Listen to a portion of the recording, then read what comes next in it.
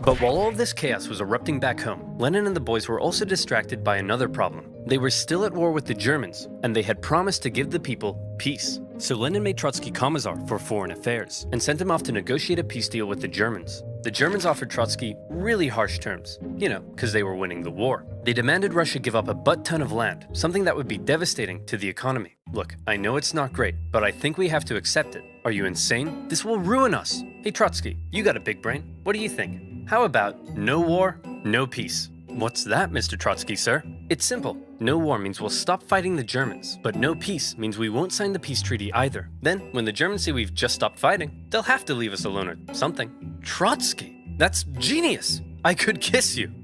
Do you want me to kiss you?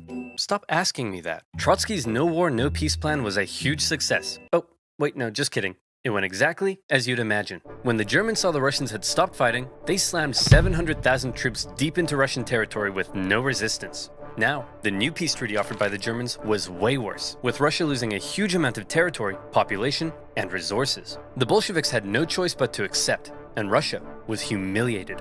With Petrograd now in an exposed position, Lenin moved the capital to Moscow, just in case. Things really weren't going well for Lenin, and many people were extremely unhappy with the Bolshevik government and its actions.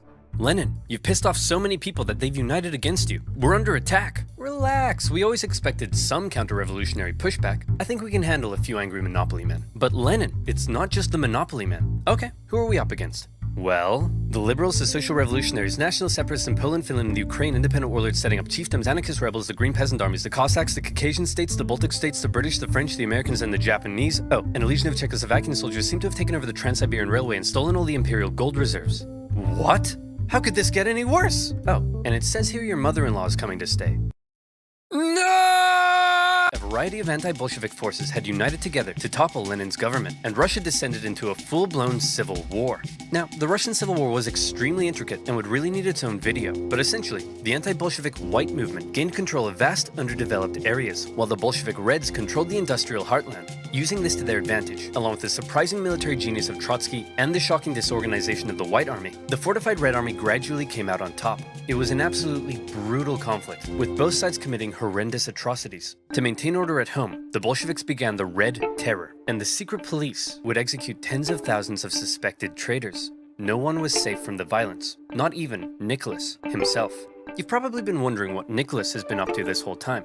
Well, after his abdication, he and his family were placed under house arrest. At first, they were allowed to live in their usual luxury, but after Lenin took over, their conditions worsened. The Bolsheviks were just holding on to Nick until they could work out what to do with him, but the Civil War complicated things. The last thing they wanted was for Nick to be freed by the White Armies, and so, to stop this from happening, Nicholas's Bolshevik guards decided to act.